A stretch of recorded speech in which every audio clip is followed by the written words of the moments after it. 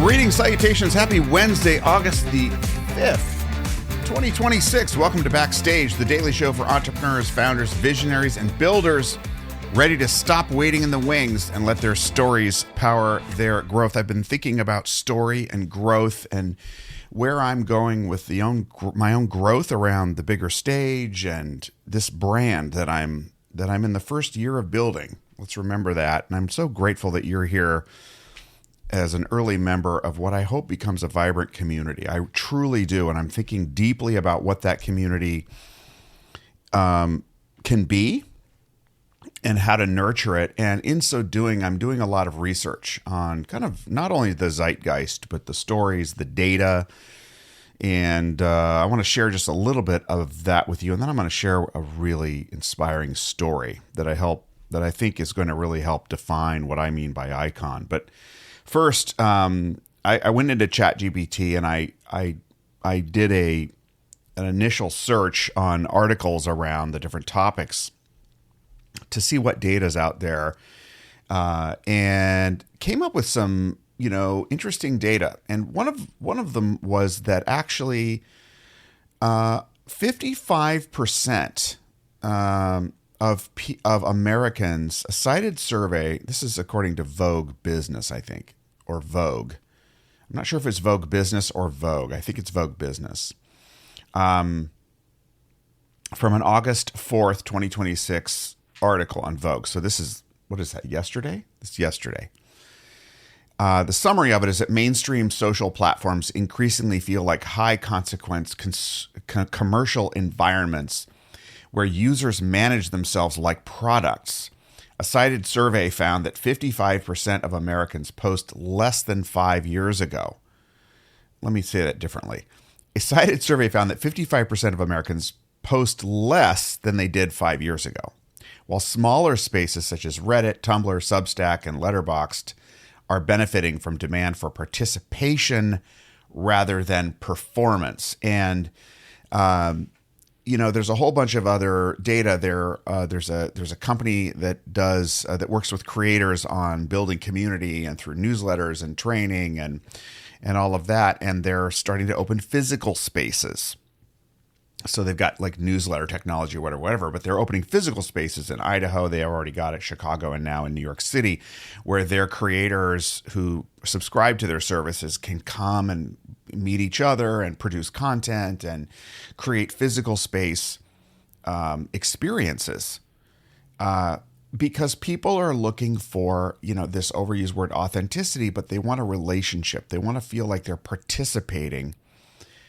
And if you've been on LinkedIn lately, how many of you are feeling like, the professional creators have taken over? Like there's a certain polish to it. And even when things are made to feel unpolished, you can kind of see through it. God, that was extremely polished, even in its unpolished. We had a guy in law school, I'll never forget. He showed up looking intentionally disheveled. He was disheveled in all the perfect ways. His jeans were ripped just in the right spot. His hair was a little bit tousled, but with intention and a little gel or foam. You just looked at him and you're like, wow, yeah, he's curated.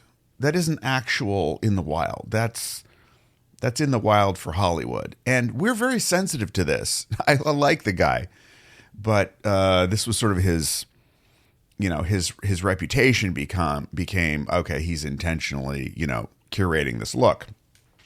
Hey, more power to him, But when that comes to social media, I do think that the main platforms are becoming so performative and we as human beings are so desirous of real connection and meaning that it is diluting the impact. So when we think about personal branding and all the articles out there about how personal branding is not as big as it was, forget personal branding. This is all a bunch of horse pucky, because your brand is at its very, very essence, your reputation. That's it. So you can call it personal branding and give it all these names, but it's basically, what do people know you for? What do they think about you? That's always going to be relevant. It's just that that we're still like wandering zombies out there. And you have now a class of influencer / creators whose entire job is to live on an ecosystem and create an image on that ecosystem. And if you've got a real business doing something outside of that ecosystem, providing a service that does not feed and live off of and exist entirely on social media, you are not that person. I think it's very hard to be both. And remembering that and then investing in, your iconic story and building community around that iconic story. That's the next step of it. That's really where it's key. So I know it feels a little bit kind of all over the place, but I'm starting to take all of the data that I'm coming across and working with clients and just being out and about and my own experience anecdotally on the platforms and trying to blaze a trail forward for all of us where we want to do things IRL. And remember that the social media platforms may be distracting your mind. You may be judging yourself by a standard from a professional creator whose entire business is producing stuff that may be very curated to look uncurated. And they're just so good at it. Everything they do, everyone pays attention, they click on it, blah, blah, blah, blah. Well, yeah. That may be the wrong standard for you. And I'm not, by the way, I am not criticizing professional social media creators whose job is to help, learn how to make content on a social platform. Some of them are my friends, but just remembering where you're at in all of that is really, really important. Okay, I want to share with you a quick inspirational story. Now, I didn't run across this guy, and you might say, what an abrupt switch, but I want to get into what I mean by iconic and why I think it's important to building your community and your message, and then building the impact that you're going to have on the world, because ultimately it's about impact. So there's a guy named Jordan Green. He has Jordan Thomas. Jordan Green was the author that wrote the article I'm citing on People magazine, but it was citing this man, Jordan Thomas, who lost his legs at the age of 16 in a boating accident, I believe. And he started a foundation to help children who were missing a limb get access to prosthetic limbs so they can lead a healthy, prosperous life. And he built this foundation, sitting in the hospital. He's got no legs, and he starts realizing that not everyone can afford the prosthetics that they need, and what a tragedy that is. So he starts the foundation, and he starts helping people. And one day he's in a hospital, and he was waiting for an appointment, and the foundation is up and he's getting some notoriety. He's been spreading his iconic message. And a woman named Shannon approached him and she said, "Are you Jordan Thomas?" And Thomas says, "Yeah, I'm Jordan." And she says, "Do you see this little girl right there?" And he goes, "Yeah." And she says, "I adopted that child because of you." So, mic drop moment, mind blown. Talk about impact.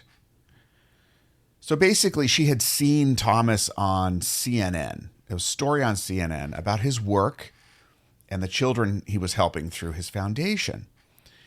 And then the cherry on top, she told him that her adopted daughter was also a recipient of his foundation's support, that his foundation was actually helping the daughter. So she adopted the daughter and the foundation was helping.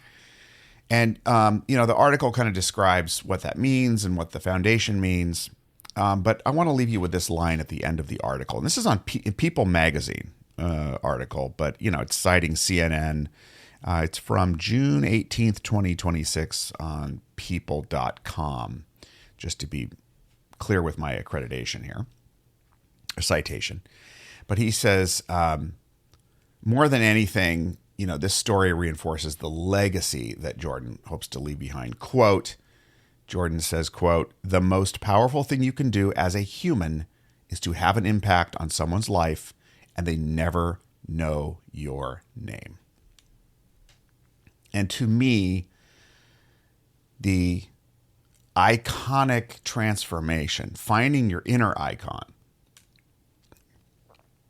the meaning, the purpose, the marriage of your point of view, your purpose, and your passion leads to the kind of storytelling and messaging that spreads when you're not in the room. And eventually people don't even remember who said it, who did it. They just know it has great impact. And that is sort of the next level of impact. That is what this is all about. The iconic language I'm using for the bigger stage is not about the lights being shined on you. It's about what you do when the lights are there and who you're helping when you do have that spotlight, because it may not stay on you for very long.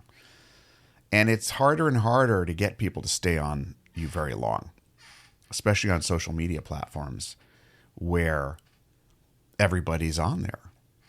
They're not curated. They're managed by an algorithm that doesn't care about you, is not there to promote you. The algorithm is there to promote the company that's making money from the content that people are putting on the platform. All right, so keep that in mind. Keep the faith. Keep on your iconic messaging path, because that is how you're going to attract your people, build your community, serve your community, and create the kind of impact in your life and your business that you seek to have. All right, that's my message for today. Hope that makes sense.